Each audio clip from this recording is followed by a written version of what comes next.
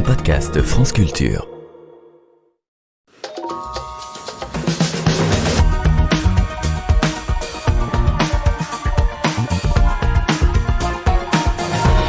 Le 22 décembre dernier, la Chine annonçait suspendre l'exportation de certains médicaments comme l'ibuprofène, en cause un rebond de l'épidémie dans le pays après la fin de la politique zéro Covid. Une décision qui devrait aggraver encore les pénuries de médicaments de plus en plus nombreuses ces dernières années. La relocalisation de l'industrie pharmaceutique est-elle la solution ? Nous allons débattre jusqu'à 15h. Bienvenue à tous dans Entendez-vous l'écho.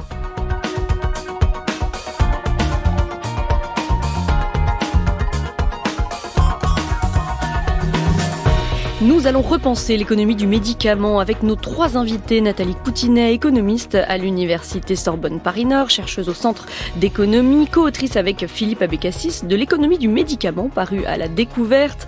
Également avec nous Nadine Levrato, économiste, directrice de recherche au CNRS, spécialiste d'économie industrielle, et Pauline Londex, qui est avec nous depuis Londres, cofondatrice de l'Observatoire de la transparence dans les politiques du médicament, ancienne coprésidente d'ACT UP et co-autrice avec Jérôme Martin de cet ouvrage « Combien coûtent nos vies ? Enquête sur les politiques du médicament » publié chez Editis l'an dernier.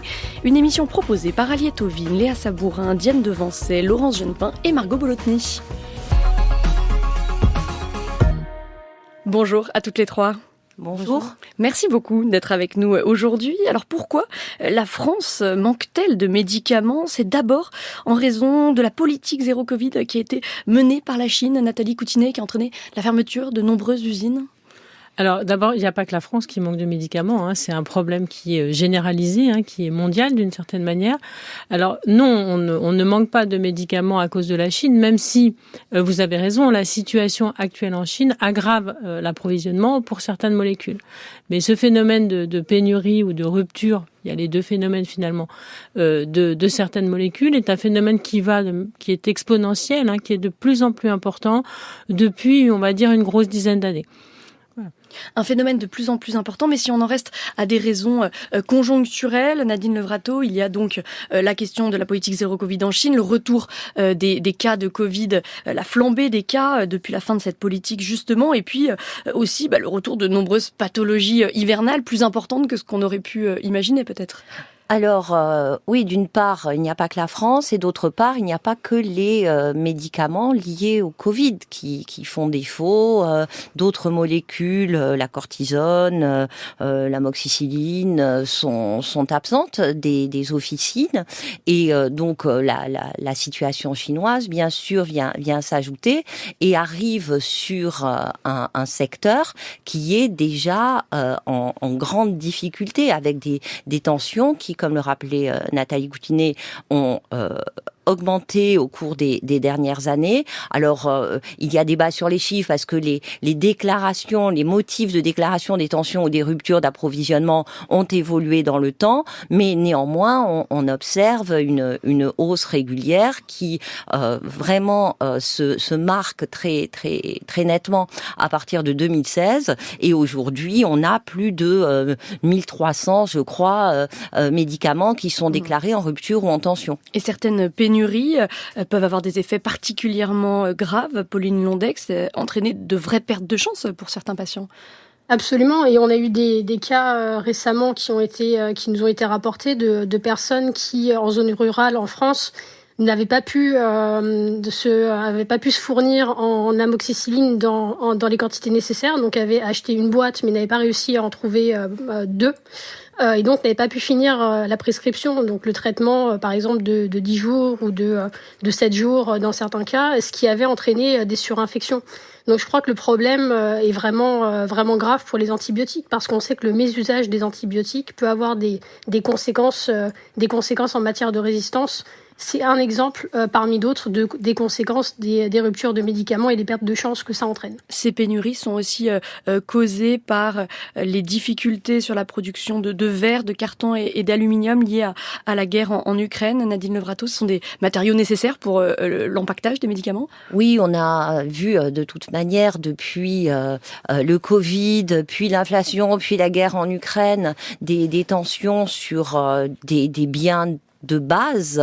Même les viticulteurs ne trouvaient plus de bouteilles pour embouteiller leur vin. Donc des biens primaires, non technologiques, mais dont les productions sont effectuées à l'étranger, qui viennent à manquer et qui ralentissent. Sans parler aussi des tensions sociales dans les usines de production de médicaments. La Dépakine, par exemple, qui a été en pénurie parce qu'il n'y a plus qu'une usine qui la fabrique en France et qu'il y avait un conflit social lié aux revendications sur les salaires. Donc on a vraiment tout un secteur. Alors il faudra définir si on parle du secteur ou de la filière, puisque on a des suivis différents, mais qui est vraiment en tension sur l'ensemble des composantes, depuis la molécule jusqu'à la mise sur le marché et le rayonnage des pharmacies. On va rentrer dans le détail évidemment de l'économie de ce secteur pharmaceutique. Peut-être dire qu'effectivement, comme vous le disiez, les ruptures de stock ponctuelles sont de plus en plus nombreuses depuis quelques années. Ce qu'il faut expliquer peut-être, Nathalie Coutinet, c'est que la demande mondiale en médicaments croît un peu plus vite que les capacités de production pour toute une série de raisons, notamment le vieillissement de la population. Alors effectivement, la demande de molécules a tendance à augmenter. Pas uniquement parce qu'il y a un vieillissement de la population, puisque finalement on consomme surtout des médicaments à la dernière période de notre vie, et plus on vit vieux, plus cette dernière période elle est tard, mais elle n'est pas forcément plus importante. Donc sur le vieillissement de la population et les conséquences sur les dépenses de santé, il y a parfois un petit peu d'imagination. En revanche, ce qui est sûr, c'est qu'il y a un certain nombre de pays que dans le jargon on appelle les pharmerging, c'est-à-dire les médicaments émergents, les pays émergents qui deviennent des consommateurs de médicaments de manière croissante. Notamment la Chine. Alors, notamment la Chine, mais aussi le Brésil, mais aussi certains pays du Maghreb, par exemple, qui ont développé des systèmes de protection sociale, alors peut-être pas aussi généreux que les nôtres, ou des systèmes d'assurance privée qui font que les populations, et on peut s'en réjouir, consomment de plus en plus de médicaments, mais du coup, ça génère des tensions sur certaines molécules, et notamment sur la question de l'amoxicilline.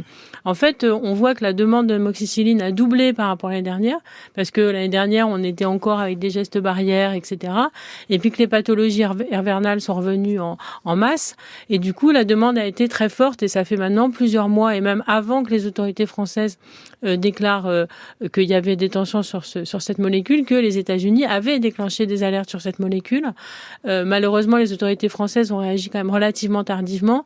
Et il faut aussi préciser que, et en lien avec ce que disait Nadine Evrato et ce que vous disiez juste avant, c'est-à-dire que c'est surtout sur les versions pédiatriques qu'il y a des problèmes, parce que ces versions pédiatriques, elles sont dans des flacons, etc. Donc, et là, il y a vraiment, par exemple, on trouve quasiment plus de Doliprane nourrisson, ce qui est extrêmement embêtant quand même et on revient aux questions des pertes de chance.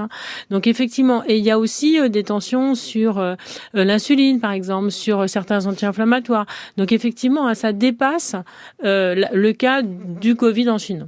Pauline Londex, peut-être sur les raisons de la hausse de la demande mondiale de molécules ? Non, je rejoins tout à fait ce qui a été dit. Je pense qu'il y a c'est multifactoriel. Il y a évidemment il y a la pandémie qu'on traverse encore, et je pense que il faut pas oublier les proportions. Aujourd'hui, en Chine, il y a plus de 1,4 milliard d'habitants.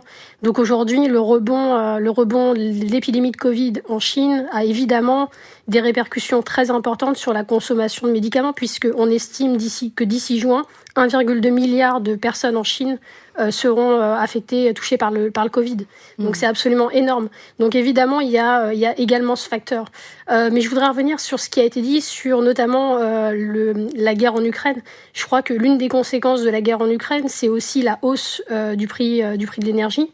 Et ça a un impact aussi sur les choix industriels qui sont faits, notamment par certains sous-traitants de firmes pharmaceutiques qui produisent de la matière première. On sait que par exemple la matière première pour produire d'amoxicilline, pour produire des antibiotiques, c'est ça consomme énormément d'énergie. Donc, certains industriels ne feront pas le choix aujourd'hui de lancer de la production supplémentaire pour combler les éventuels besoins là-dessus, aussi pour des raisons économiques. Et alors, est-ce qu'il faut incriminer la mondialisation dans ces ruptures de stock, Nadine Levrato, le fait qu'aujourd'hui, une grande partie des principes actifs est désormais fabriquée dans des pays à bas coût? Est-ce que c'est l'une des causes aujourd'hui des pénuries qu'on connaît? Alors ça fait 30 ans que le phénomène a commencé, on ne le découvre pas, et d'ailleurs plusieurs rapports sur le sujet, des rapports publics, dénoncent 3 caractéristiques principales de la filière du médicament: sa fragmentation, sa concentration et les délocalisations. Quand vous mettez les 3 facteurs de manière concomitante, on se trouve dans des situations d'abord de perte de dépendance, de sensibilité aux chocs qui peuvent exister, des chocs macro ou des chocs locaux comme les décisions géopolitiques ou bien les tensions dont on a parlé sur le marché de l'énergie. Et dans ce cas-là, on a une sensibilité de tout l'aval de la filière à ces tensions, d'autant plus importantes que les politiques publiques n'ont pas été orientées pour sécuriser les processus de production et les chaînes de valeur. Nathalie Coutinet. Oui, je rajouterais qu'en plus, à ce que disait Madame Levrato, c'est que c'est un secteur qui est extrêmement financiarisé. En tout cas, pour les plus gros acteurs que l'on connaît, c'est-à-dire Pfizer, Novartis, Sanofi, etc.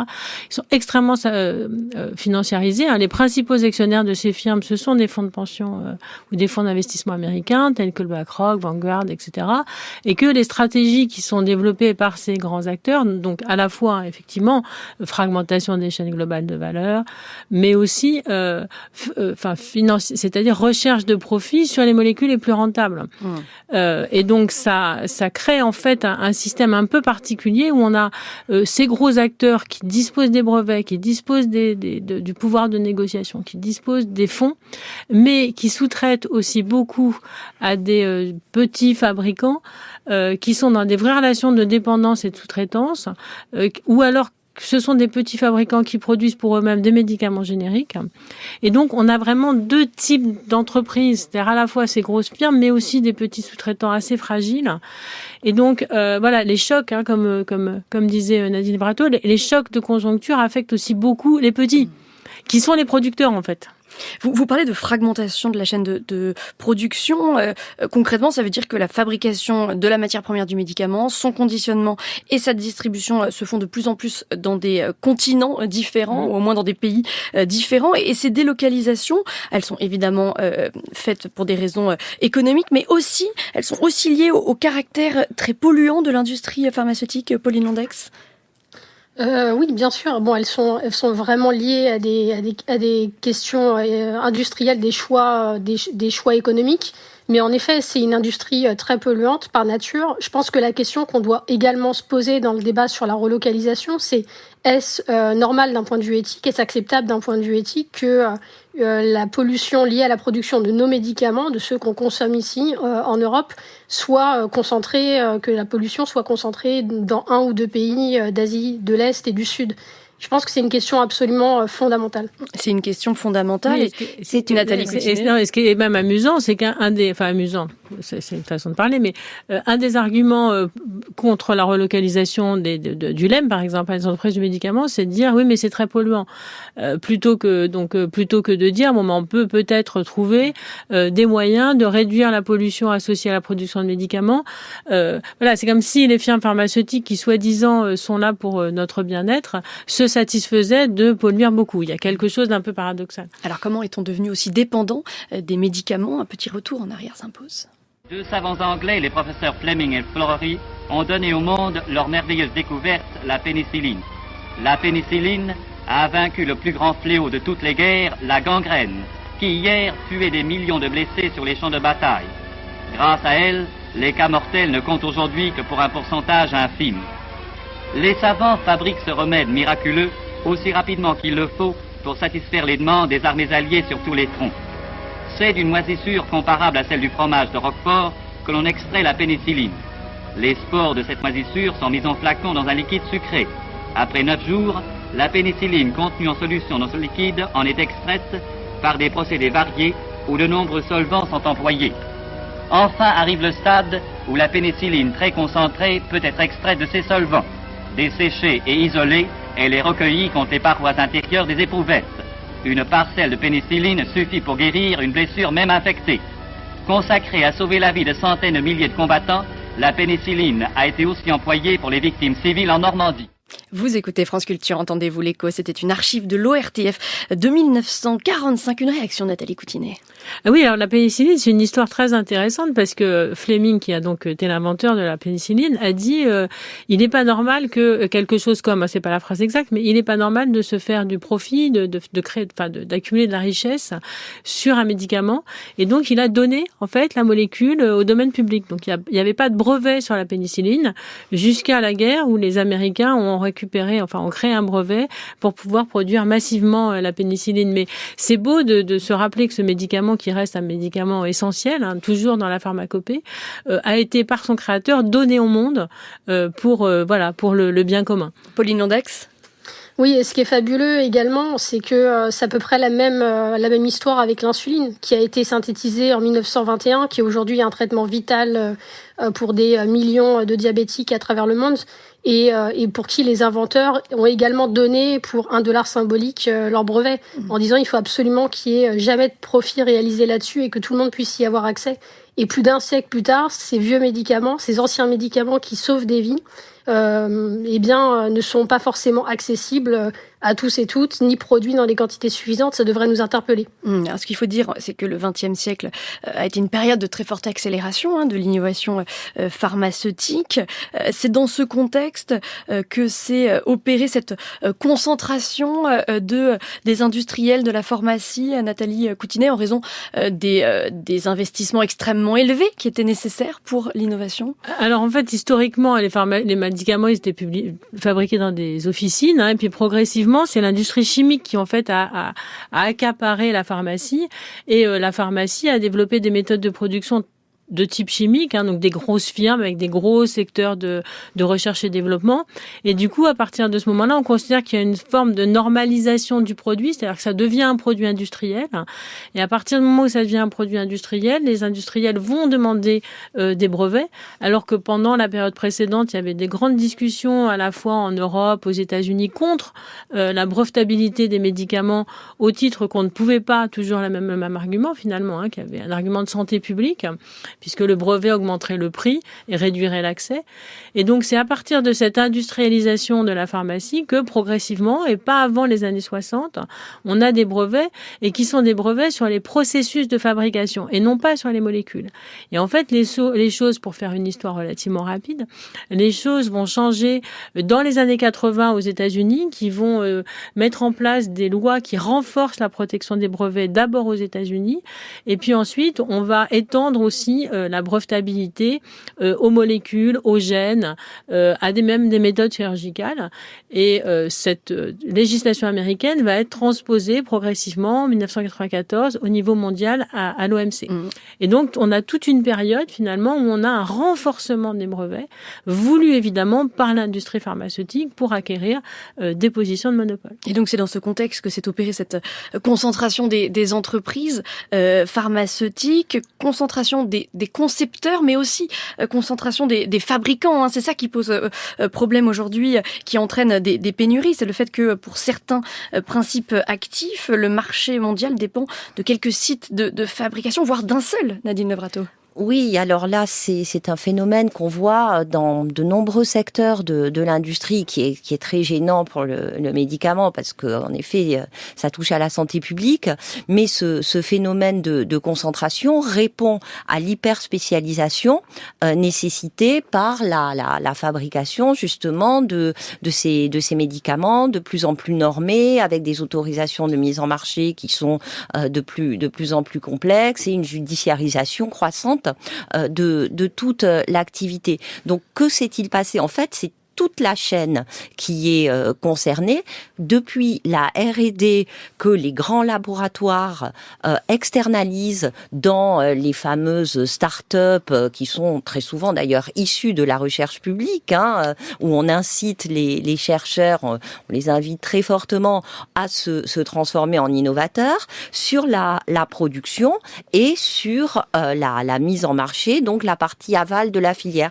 Et on voit à tous les échelons du processus de production cette répartition qui fait qu'aujourd'hui, en France, quand on regarde donc les établissements de la fameuse division 21 de l'INSEE, donc production de médicaments, on a 20% d'ETI et de grandes entreprises et 35% d'établissements qui comptent moins de 10 salariés, donc des toutes petites entités qui interviennent notamment sur la R&D, sur l'innovation, sachant que ce secteur est, perfusé très massivement par le crédit impôt recherche. Donc l'innovation est très largement financée soit par de la dépense publique sous forme d'aide et subventions directes, soit par de la dépense fiscale. C'est le deuxième secteur en termes de montant de crédit impôt recherche en France.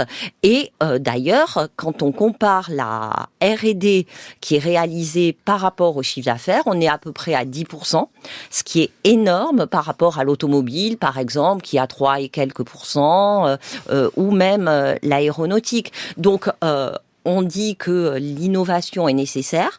Alors, la question, c'est, on dépense beaucoup pour innover, mais le résultat se fait attendre. Pauline Londex. Oui, je crois que ce qui a été dit à l'instant est absolument fondamental. C'est la question de qui finance l'innovation et on voit à travers les différentes recherches ou les différentes informations auxquelles on a accès qu'il y a énormément de dépenses publiques qui permet aujourd'hui d'aboutir à des avancées thérapeutiques. Donc par exemple, c'est pour ça que nous, on a créé l'Observatoire de la transparence dans les politiques du médicament en 2019. Ça faisait suite à l'adoption par les États membres de l'Organisation mondiale de la santé d'une résolution, en fait, où les États membres se sont rendus compte que l'opacité dans le secteur pharmaceutique sur la chaîne avait des répercussions à la fois sur une augmentation exponentielle des prix qui menace la soutenabilité des systèmes de santé et qui empêche l'accès aux produits de santé. Donc, les États membres de l'OMS se sont mis d'accord sur cette résolution en reconnaissant que le manque de transparence était un problème. Et c'est pour ça que nous, on dit qu'il faut absolument réinjecter de la transparence dans ces politiques pour que l'État, l'exécutif, les élus puissent prendre des décisions sur des critères rationnels. Cette question des prix, elle est effectivement essentielle puisque aujourd'hui, ce que l'on observe, Nathalie Coutinet, c'est que les choix industriels des industriels du médicament a une incidence sur les finances publiques puisque on va devoir, face justement à ces pénuries, la France importe des médicaments de l'étranger à des prix plus élevés ou alors relance de la production artisanale, j'ai vu ça, de gélules d'amoxicilline, mais ça coûte beaucoup plus cher, tout ça a un impact important sur les finances publiques. Oui, alors en fait, la question du prix du médicament, c'est très particulier parce que bon, les prix des médicaments non remboursés sont libres, donc ça c'est les industriels comme n'importe quel secteur qui fixe leur prix. C'est les prix des médicaments remboursés donc par la sécurité sociale en France qui sont régulés, régulés, c'est-à-dire qui sont définis en négociation avec les firmes. Les critères sont des critères qui sont aujourd'hui essentiellement des critères d'efficacité thérapeutique, c'est-à-dire que si vous arrivez avec un nouveau médicament et que vous pouvez prouver qu'il améliore la santé, vous allez obtenir un prix très élevé, voire même un prix libre. Par contre, si vous avez peu d'efficacité, vous n'allez pas avoir un bon prix ou même un prix inférieur au prix du médicament qui existe déjà. Donc l'innovation est favorisée, est encouragée, incitée par des politiques de prix des médicaments innovants très élevés. Mais en contrepartie, d'une certaine manière, les prix des médicaments les plus anciens, ceux qui la plupart du temps ont perdu leur brevet, sont diminués. C'est-à-dire qu'on favorise, voilà, c'est une espèce de balancier entre on va moins rembourser donc moins fournir de prix élevés aux pharmacies, aux industriels pour les anciens médicaments, et on favorise l'innovation. Et ils s'en plaignent aujourd'hui justement avec la hausse des coûts de l'énergie, oui, alors, que leur taux de rentabilité diminue. Oui, mais alors ils s'en plaignent. Alors pour certains à raison et pour d'autres, non. C'est-à-dire que quand vous disiez tout à l'heure que le marché est concentré, à mon sens, c'est un tout petit peu plus compliqué que ça. C'est-à-dire que vous avez une concentration, effectivement, des marques et du pouvoir et des brevets dans ce qu'on appelle les big pharma, celles qu'on connaît. Mais en revanche, au niveau de la production, et ce que disait Nadine Evrato, c'est-à-dire que vous avez beaucoup de petits producteurs qui sont parfois des producteurs indépendants, qui produisent pour eux-mêmes ou pour ce qu'on appelle dans le jargon des génériqueurs, c'est-à-dire qui font des médicaments génériques. Et eux, finalement, subissent des prix très bas et ont des problèmes de rentabilité. Donc, c'est vrai qu'on est dans un secteur où on a des caractéristiques d'entreprise qui sont tellement différentes que c'est compliqué. Les big pharma font des profits hallucinants. On le sait, Sanofi, pour ne donner qu'un exemple, est le deuxième distributeur de dividendes. Ce sont même des entreprises qui font des crédits pour racheter des actions, augmenter le cash qu'elle distribue aux actionnaires. Donc là, on est sur une catégorie d'entreprises qui sont plutôt orientées vers les médicaments les plus innovants dans ce qu'on appelle les aires thérapeutiques les plus rentables, c'est-à-dire notamment le cancer, par exemple. Et puis, à côté d'elles, on a ces petits producteurs qui sont parfois en difficulté et parfois amenés à fermer pour des problèmes de rentabilité parce qu'ils ne produisent que ces médicaments génériques. Alors, l'Allemagne a tranché, par exemple, puisque face à l'urgence de ces pénuries, le ministre de la Santé a autorisé les caisses d'assurance maladie à acheter aux fabricants certains médicaments 50% plus chers. Alors, est-ce que c'est une solution ? Est-ce qu'il n'y a pas un risque de très grande inflation des médicaments, Nadine Levrato ? C'est toujours pareil. On est entre la gestion de l'urgence et la gestion structurelle du domaine d'activité.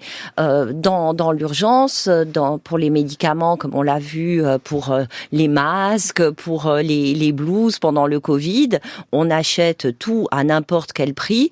D'une part parce qu'il n'y a pas de stock. D'habitude, on a 3 mois de stock à peu près de médicaments. Là, on est sur 1 mois, sachant qu'il faut en moyenne 45 jours pour faire arriver les médicaments qui sont produits en Asie. Donc, on voit bien qu'il y a un décalage entre la capacité d'approvisionnement et les besoins. Et d'ailleurs, la reconstitution de stock fait partie des priorités de l'Union européenne en la matière. Mais on ne résout rien. C'est-à-dire que à court terme, ça peut fonctionner, sachant que là encore, ça risque de mettre en concurrence les pays européens et donc d'enclencher une sorte de phénomène de surenchère qui va évidemment peser sur les prix.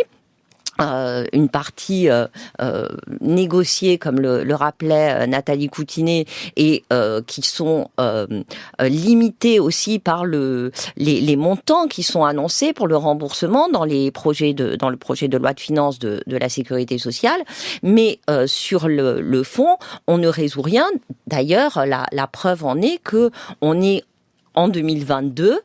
On parle de tension 2023. sur les 2023 même, pardon. On parle de tension sur les médicaments. On avait la même chose en 2021, en 2020, et on avait des signes précurseurs qui étaient déjà là. Donc on a un problème d'anticipation aussi des tensions. Avant d'évoquer effectivement comment on pourrait relocaliser la production de médicaments en France, mesure donc de plus long terme, plus structurelle, un dernier mot sur peut-être les mesures d'urgence qui peuvent être mises en place. Pauline Londex, il y a peut-être un enjeu à mieux réguler les exportations de médicaments afin d'éviter l'aggravation des pénuries, et puis aussi peut-être développer la vente à l'unité, parce qu'aujourd'hui il y a énormément de gâchis de médicaments.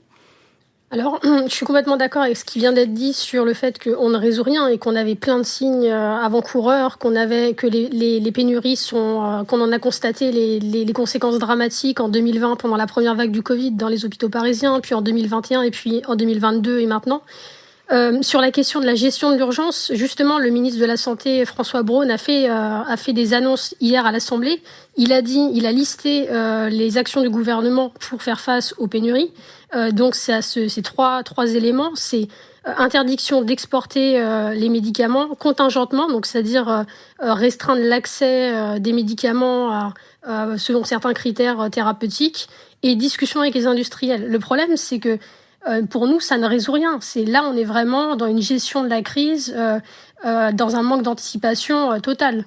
À l'interdiction d'exporter des médicaments qui ne sont pas produits en France, excusez-moi, mais ça me fait quand même légèrement rire.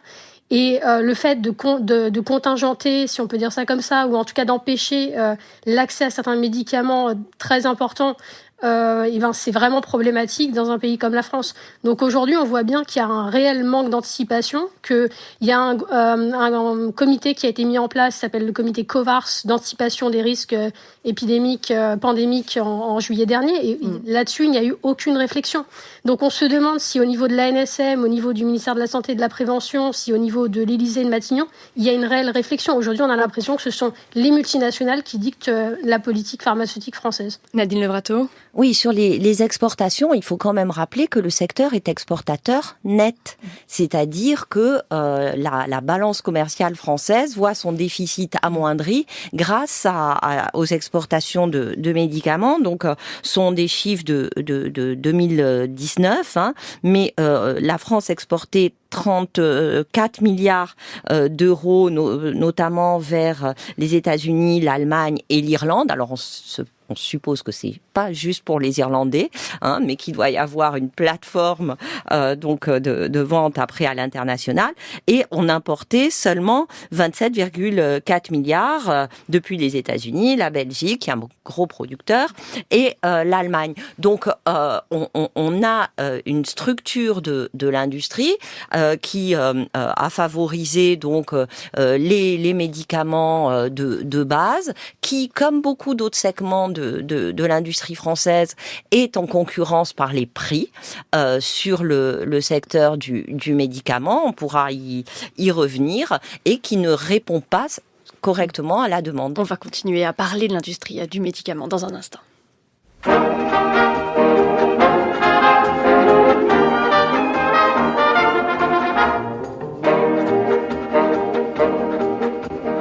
Une belle dame qui avait mal à la tête s'en alla trouver le pharmacien. Elle lui dit: ce petit rien m'embête, donnez-moi quelque chose qui me fasse du bien. Le pharmacien, un homme très calé, lui répondit sans hésiter: prenez donc un cachet d'aspirine. À mon avis, ce sera parfait. Mais si ça ne vous fait pas l'effet, ajoutez de la pénicilline. Et vous verrez que demain, tout ira bien. La belle dame s'en retourna chez elle. Le soir même, son mal était parti. Son mari lui dit: ma chère Adèle, moi, c'est le foie qui me cause du souci. La belle Adèle lui dit: soyez confiant, on fait des miracles à présent. Ben voyons, prenez donc un cachet d'aspirine. À mon avis, ce sera parfait. Mais si ça ne vous fait pas l'effet, ajoutez de la pénicilline. Et vous verrez que demain, tout ira bien. Le mari qui était dans les affaires, le lendemain, se rendit au bureau. Il trouva sa jolie secrétaire qui pleurait. Il lui dit: qu'est-ce que cause, si c'est l'amour qui vous cause des tracas? Eh bien mon petit, n'hésitez pas. Prenez donc un cachet d'aspirine. Oh, à mon avis, ça sera parfait. Mais si ça ne vous fait pas d'effet, ajoutez de la pénicilline.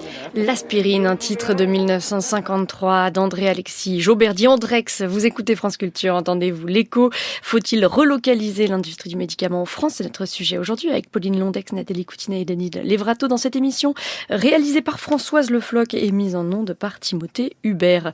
Alors ce qu'il faut expliquer peut-être pour commencer, Nathalie Coutinet, c'est que ce n'est pas nouveau, cette volonté de réimplanter une industrie du médicament en France. Ça a déjà commencé avec la filière du paracétamol qui avait disparu du territoire depuis 2008.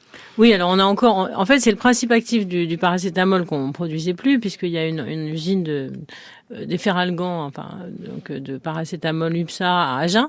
Mais c'est vrai qu'on ne produisait plus de paracétamol, et donc il y a une usine qui va ouvrir. Alors les dates sont un peu floues, on avait annoncé 2023 puis 2024. Ça va être 2025 désormais. Oui, moi j'avais même lu 2026. Bon, bref. On va réavoir, si je puis dire, une usine de production de paracétamol. Qui a de très hautes ambitions. J'ai vu qu'elle était censée couvrir la moitié des besoins en paracétamol de l'Europe.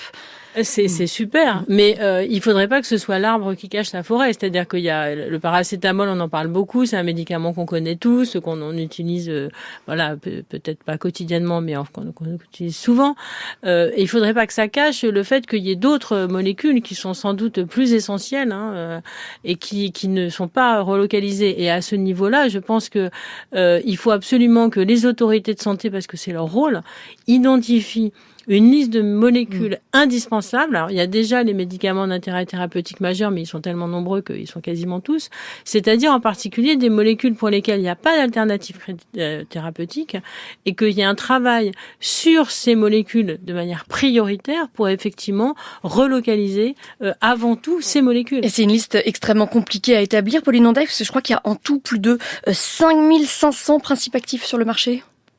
Il y a en tout cas 422 médicaments intérêt thérapeutique majeur. Donc en effet, il faut, on peut pas limiter la production au paracétamol, mais probablement produire les principes actifs de ces 422 médicaments intérêt thérapeutique majeur en France, ça paraît absolument irréaliste. En revanche, on peut réfléchir à comment travailler avec les partenaires européens notamment sur une répartition de cette production.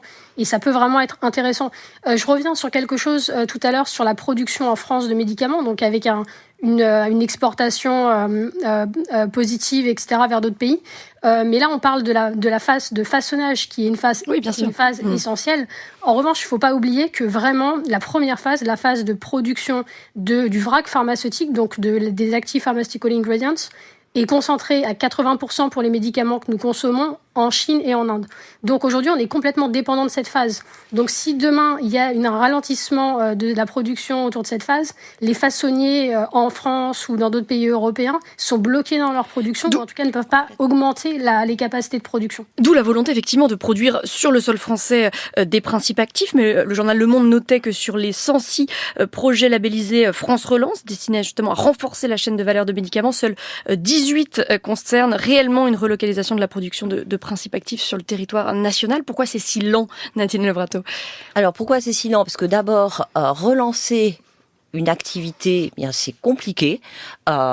On ne part pas de rien, mais on part de choses qui ont été effilochées, et donc il faut reconstruire. Une usine qui a été mise à l'arrêt ne peut pas rappuyer sur un bouton pour relancer son activité de production. Donc il faut remettre tout ça en ordre de marche, et ça veut dire qu'il y a des délais. Sachant que ça fait presque 3 ans maintenant, puisque c'était en juin 2020 que le président de la République avait dit il faut absolument relocaliser. Alors 3 ans à l'échelle industrielle, c'est très peu, mais simplement pour donner l'information aux auditeurs. C'est très peu, mais plus on part tard, plus il faudra de temps. Et moi, ça m'évoque, j'ouvre une petite parenthèse, très très furieusement, ce que l'on a dit sur un bien qui est tout à fait différent, la mascotte des JO. On savait qu'il y aurait des JO à Paris en 2024. On sait que pour les JO, il faut des mascottes. Et on a découvert il y a quelques mois que on pouvait plus produire de peluches en France. Donc ce manque d'anticipation, cette difficulté qu'a l'État et qu'ont les organisations professionnelles aussi, qui font partie quand même des interlocuteurs pour l'élaboration des politiques publiques, est assez inquiétant. Peut-être aussi que les entreprises traînent des pieds, Nadine Levrato ? Alors, oui, probablement, pour les raisons qu'évoquait Nathalie Coutinet tout à l'heure, c'est-à-dire que il y a des logiques financières qui sont à l'œuvre, et que les intérêts des acteurs ne coïncident pas forcément, c'est un euphémisme, avec l'intérêt commun. Et il y a aussi une forme de schizophrénie quand même. On parlait de Sanofi tout à l'heure.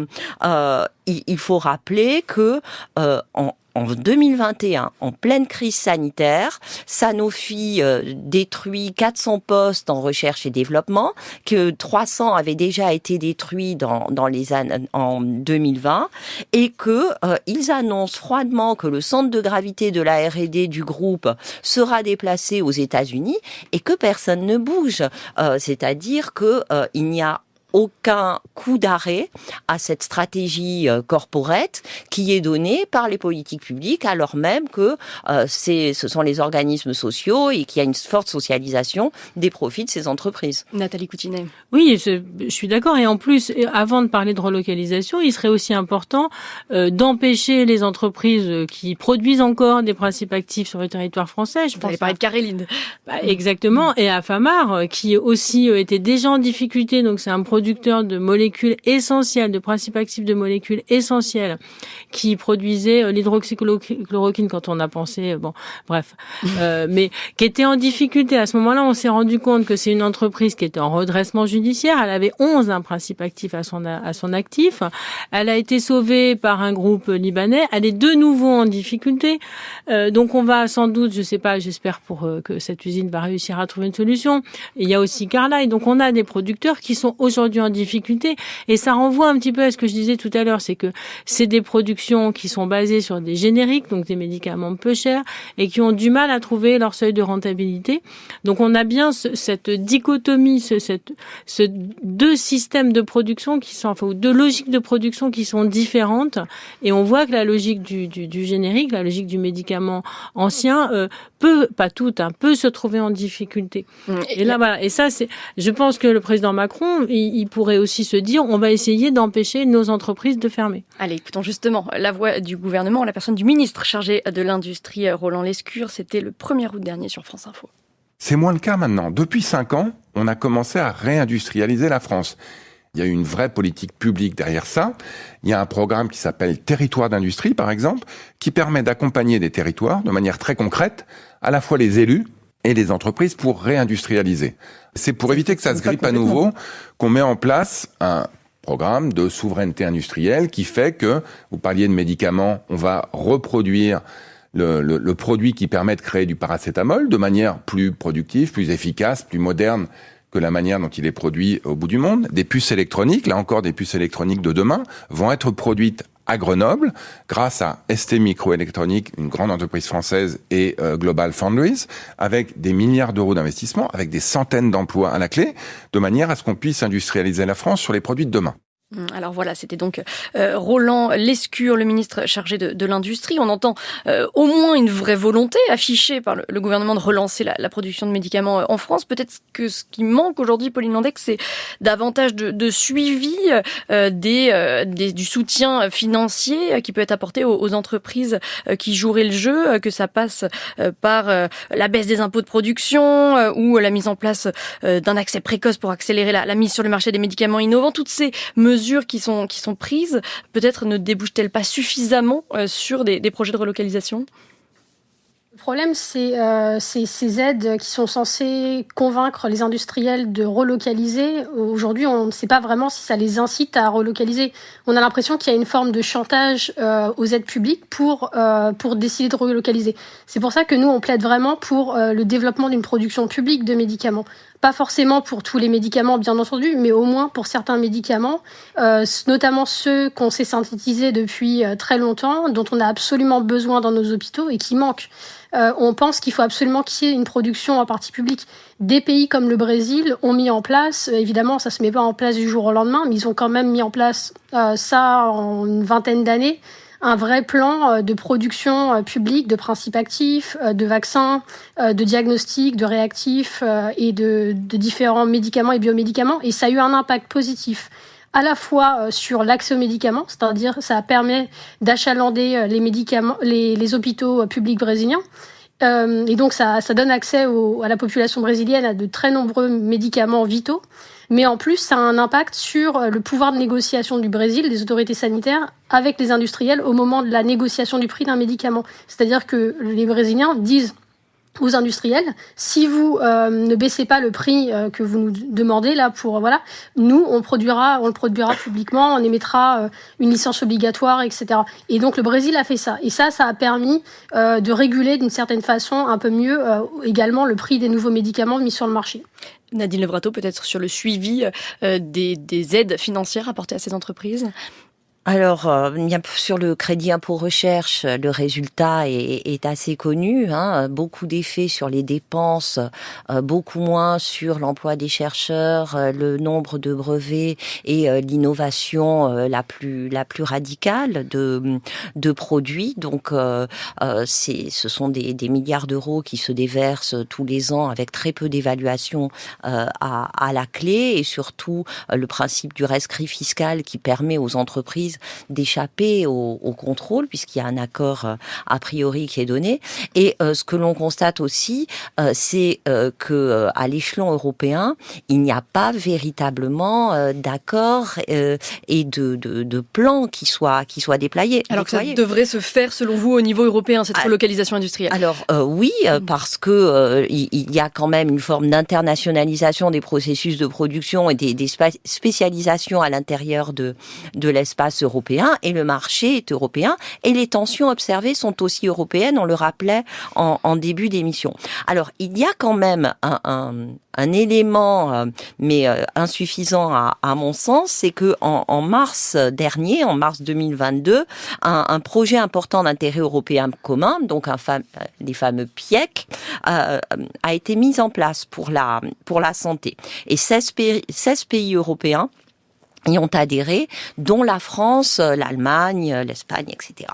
Alors, ces PIEC sont intéressants parce que ils permettent d'accorder aux entreprises des aides d'État, donc sur des projets spécifiques, lorsque l'échec du marché ou la défaillance du marché est avéré et que ce qui va être mis en place a vraiment un intérêt commun. Donc les médicaments peuvent aller dans ce sens. Malheureusement, les 3 thématiques qui ont été retenues pour ce PIEC ne concernent pas la production des médicaments de base. Alors on est sur les produits ultra innovants, les biomédicaments, les innovations dans des thématiques stratégiques, la résistance aux antibiotiques, ce genre de choses, et les thérapies géniques ou cellulaires. Rien sur le fond d'activité du secteur. Mais en effet, ce qui intéresse peut-être l'industrie pharmaceutique, c'est moins la production de masse que d'identifier une portion de la population capable de payer un certain prix pour un pays pour un produit, de façon à dégager les marges les plus élevées possibles. En tout cas, c'est ce que dit la chercheuse en sciences sociales Gaëlle Krikorian. Qu'est-ce que vous en pensez, Nathalie Coutinet ? Oui, ça, c'est sûr qu'on voit que l'orientation des dépenses de recherche et développement des firmes pharmaceutiques sont vers certains secteurs. Le cancer, qui est aujourd'hui le secteur le plus rentable, un petit peu les maladies d'Alzheimer et de Parkinson, un peu d'immunologie ou les maladies auto-immunes, qui sont des maladies qui touchent les pays développés, et elles se focalisent sur ces pathologies. Alors c'est très bien, on va pas dire qu'il faut pas évidemment trouver de médicaments et qu'il y a une demande sociale légitime pour améliorer le traitement d'un certain nombre de maladies. Mais c'est vrai que d'autres maladies sont ce qu'on appelle négligées, les maladies des pays du Sud pour la plupart, ou des maladies rares, et en dépit d'un certain nombre de dispositifs, notamment mis en place aux États-Unis, c'est difficile d'orienter la R&D des firmes. Mais n'oublions pas non plus quand même que, et ça a été rappelé par les deux personnes ici présentes, c'est que la recherche, elle est aussi largement subventionnée directement, alors évidemment indirectement via le crédit impôt recherche, etc., mais aussi directement quand l'État paye des chercheurs à l'INSERM, par exemple, dans des laboratoires de recherche. Ces chercheurs cherchent des molécules, travaillent pour identifier de nouveaux médicaments qui seront ensuite accaparés parce que le mot est faible, est choisi par les grandes firmes pharmaceutiques pour développer les médicaments. Parce que si vous voulez, une fois qu'on a une molécule, c'est bien, on peut identifier qu'elle est potentiellement efficace sur telle ou telle pathologie, mais ensuite il faut conduire des tests cliniques, des essais cliniques qui sont extrêmement coûteux, et là en général il y a une association avec les big pharma, et à ce moment-là les big pharma finalement ce sont elles qui vont accaparer les profits, donc c'est un modèle assez complexe finalement à réguler aussi. Pauline Londex. Oui, et justement, là-dessus, on a énormément d'exemples. Par exemple, la technologie ARN messager pour les vaccins contre le Covid. On sait que ça s'appuie sur des milliards, 17 milliards de dollars de subventions, notamment du National Institute of Health aux États-Unis, donc de l'argent public américain. On a également l'exemple d'un médicament très innovant, une thérapie génique commercialisée en France dans le cadre d'une autorisation temporaire d'utilisation pour 2 millions d'euros le traitement. Et ce traitement-là a été développé sur fonds publics, à la fois l'INSERM et puis des fonds caritatifs du Téléthon. Et puis on a d'autres exemples, par exemple la tuberculose, la seule réelle avancée contre la tuberculose multirésistante, c'est un médicament qui s'appelle la bédaquiline, qui a été mis sur le marché en 2017, il me semble. Eh bien, la bédaquiline, on a étudié, c'est les ONG qui ont fait ce travail, de regarder qui avait financé la recherche et le développement de la bédaquiline. Eh bien, en fait, à plus de 66%, c'est des ONG, justement, et des fonds publics. Et pourtant, aujourd'hui, la bédaquiline est vendue par la firme Johnson & Johnson. Donc, on voit bien, on a de nombreux exemples comme ça qui montrent que les grandes avancées, les avancées majeures de la dernière décennie sont souvent issus quand même de fonds publics. Le problème, c'est que souvent, il y a une opacité sur ça et qu'il faut des recherches de chercheurs ou de la société civile d'ONG pour réussir à retracer les financements. Nadine Levrato. Oui, là, c'est tout le contraire, en fait, qui se produit, notamment en France, où on a un ciblage des aides, notamment par le CIR. Je rappelle que c'est le crédit impôt recherche, c'est presque 7 milliards d'euros par an. Hein, donc, ce sont des montants très, très importants. Et que un des gros labos français reçoit entre 120 et 130 millions par an depuis plusieurs années, sans que cela se traduise par davantage de résultats. De l'autre côté, la recherche publique, elle, est en tension financière de plus en plus forte. Donc, la souche, c'est-à-dire la recherche publique, est de moins en moins favorisée, alors même que l'aval, pour toutes les conditions de mise en marché, nécessite des partenariats publics-privés. Et puis, on a bien vu que l'une des causes de ces pénuries, c'était le modèle économique de l'industrie pharmaceutique qui tend à se désengager des molécules anciennes moins rentables que les nouveaux produits. Alors, on peut se demander, Nathalie Coutinet, si il faut repenser ce modèle économique. Est-ce qu'on en a les moyens? Est-ce qu'il y a des réflexions qui sont menées à cet égard? Alors, je pense qu'il faut effectivement repenser le modèle. Pour compléter ce que disait Madame Landex, je pensais que l'insuline, qui est un médicament, donc Pauline Landex l'a dit, qui a été donné. Aujourd'hui, les autorités américaines viennent de prendre une mesure pour baisser les prix de l'insuline pour les plus de 65 ans, tellement c'est difficile d'accès à cette molécule qui pourtant, dans le brevet, avait été mis dans le domaine public. Donc, vous voyez que c'est un modèle qui est assez complexe. Alors oui, bien sûr, je pense qu'il faut absolument repenser le modèle pharmaceutique. Il est assez hallucinant, assez paradoxal d'avoir confié un produit aussi important pour la santé publique que le médicament à des firmes financiarisées que les États ne sont plus en mesure de contrôler, absolument plus en mesure de contrôler. Et on voit bien qu'on a plusieurs problèmes avec ce modèle. On a un problème de prix. Pauline parlait d'un médicament à des prix hallucinants alors qu'il est découvert grâce au Téléthon. Donc, on a un problème de prix de médicaments, ce qui génère un problème d'accès au traitement. Donc, ça, c'est très grave. Et puis, on a un problème d'accès en termes de quantité, d'approvisionnement, et on le voit avec les pénuries. Donc, ce modèle, effectivement, est défaillant sur tout un ensemble de points et que les autorités doivent repenser totalement ce modèle pharmaceutique. Effectivement, il faut envisager au niveau européen absolument la production de molécules essentielles pour garantir l'accès au traitement de ces molécules qui viennent à manquer et qui sont souvent, alors sauf accident, les mêmes qui reviennent sur les ruptures. Repenser ce modèle économique et peut-être introduire plus de transparence dans tout le circuit du médicament. Vous l'avez évoqué, Pauline Landex, mais c'est peut-être l'une des priorités aujourd'hui? C'est absolument l'une des priorités parce que les industriels continuent de dire que s'ils veulent une augmentation du prix des médicaments pour les produire, c'est parce que ils considèrent que les charges pour eux sont trop importantes. On a besoin d'éléments concrets pour pouvoir en juger. Je pense que justement le système actuel est très dogmatique et la puissance publique a besoin d'éléments rationnels pour évaluer de façon rationnelle, avec des critères clairs et précis, qui contribuent à quoi aux différents niveaux de la chaîne du médicament.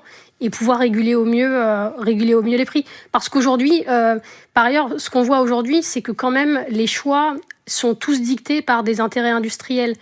Qui produit quoi? Les industriels font des choix économiques, des choix industriels. Donc, bien sûr que s'ils n'ont plus intérêt à produire des médicaments vitaux parce qu'ils veulent faire d'autres choix industriels, je veux dire, c'est la raison d'être de leur industrie, de faire des profits. Donc voilà, donc c'est pour ça qu'on ne peut pas confier la production de biens aussi essentiels que les médicaments uniquement à des choix industriels. Et c'est pour ça que les politiques publiques aujourd'hui doivent piloter la politique industrielle Nadine pharmaceutique. On n'y est pas vraiment, puisque lorsqu'on regarde les propositions qui sont faites, elles insistent sur deux choses: la propriété intellectuelle, donc plus de brevets pour protéger les innovateurs, et la propriété industrielle. Donc avec une règle qui est de ne pas intervenir dans les stratégies des groupes et des entreprises en général, donc confier les clés de la production et des orientations de médicaments aux principaux acteurs du secteur. Et donc on peut redouter toujours plus de pénuries de médicaments à l'avenir, Nathalie Coutinet. Effectivement, en dépit des déclarations politiques, et qu'on aura peut-être plus de paracétamol en France, mais sans doute moins d'autres choses, évidemment, il n'y a aucune raison objective que ces pénuries que l'on voit croître depuis maintenant plus de 10 ans cessent. Ça, c'est évident. Merci beaucoup Nathalie Coutinet, Nadine Levrato et Pauline Londex d'avoir été avec nous tout au long de cette émission. Je rappelle le titre de votre ouvrage, L'économie du médicament, avec Philippe Abécassis, Nathalie Coutinet, c'est paru à La Découverte. Combien coûtent nos vies? Enquête sur les politiques du médicament. C'est votre ouvrage, Pauline Londex. Vous étiez avec nous depuis Rome et non depuis Londres, est paru chez Editis l'an dernier. Un grand merci à toutes les trois.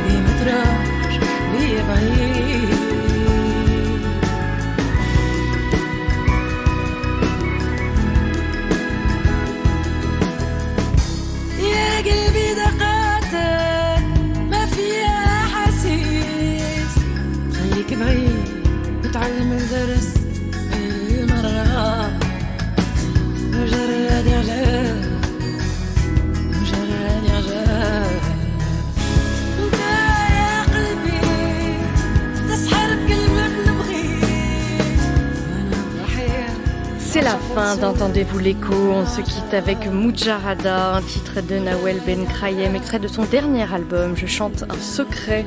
Demain, nous allons nous pencher sur l'économie selon les surréalistes, de Dali à Breton, en passant par Max Ernst et Picabia. D'ici là, vous pouvez retrouver toutes nos émissions sur notre site franceculture.fr et sur l'appli Radio France. On vous attend également sur Twitter, sur le compte d'Entendez-vous l'écho.